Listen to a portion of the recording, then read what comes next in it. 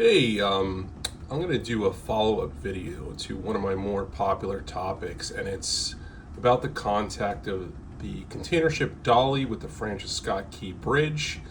This report is dated November 18th, 2025. Please pardon the lack of technology. I am at sea and I have very little equipment with me. And this came out today, and I've reviewed it, and it's kind of alarming and sad at the same time. So let's get into what happened here.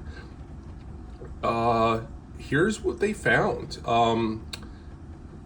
There was a signal wire that was not installed correctly, and that wire is what caused the initial blackout. It's highly plausible. I don't doubt that that could be it.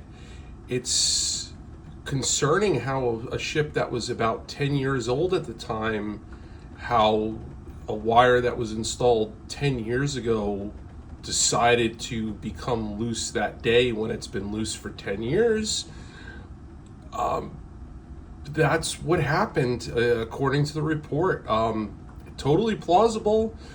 Unlikely, but it could happen. And then we get into more of the other safety concerns. And they identified four. And this is as to why all of the machinery failed. I'm not going into the navigation part. I'm an engineer, so I'm going to go through the mechanical part of it. And one is the configuration of the main engine to shut down due to low cooling water pressure. That is completely normal. That is an industry standard. That's a safety thing. That's what it is. I don't understand why that's listed. It's every major big ship in the world that's going to happen. These next three, these are not normal. This is a problem. This is an operator error, a company policy error, all of the above. I don't know what they were thinking doing this. And the use of a flushing pump as a fuel service pump for the electrical diesel generators, operation of the vessel's low voltage step-down transformer, high voltage breakers in manual mode rather than automatic, and the effect of the emergency diesel generator's radiator damper position on the generator's ability to start. So I already addressed this. The main engine shut down. That's normal. That's how it's supposed to be. I don't know why it's listed here, but that's what's supposed to happen. The second one, and this is where I get very concerned, is operating the flushing pump as a service pump for supplying fuel oil to the online diesel generators. And what they're saying is both diesel generator 3 and 4 were running on this flushing pump instead of the normal supply and circulation pump.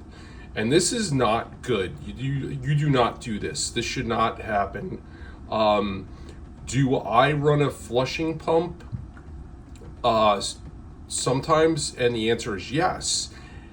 But it would never be to all of the generators. It would only be to one, and the rationale behind that is it is a separate and independent fuel system and fuel tanks, so that if you had a problem with one, you still have another good one, so you wouldn't have lost everything.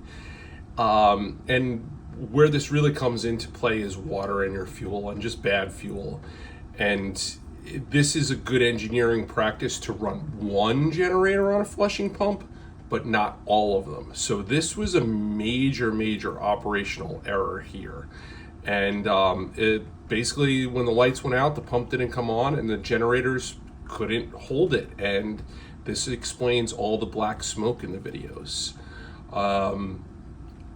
Now, while we scroll down, we're going to get into the third safety concern.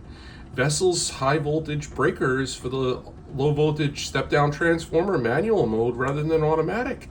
I don't know how to describe it. Why was it in manual? That should not be in manual. It should have been in automatic. There's a lot of words here to say, what were you doing? Why were you doing that? This just doesn't make any sense. Just a bad practice. Fourth safety concern, and this is another major one, was the effect of the emergency diesel generator radiator damper positions on the generator's ability to start within 45 seconds. This is an international standard, as required by international regulations. After loss of low voltage power, the emergency diesel generator is designed to start and provide essential power, and in 45 seconds. It took 70 seconds on the Dali. That's wrong. We test this in the US fleet at least once a month, at minimum once a month.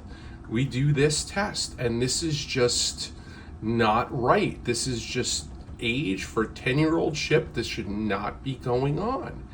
I'm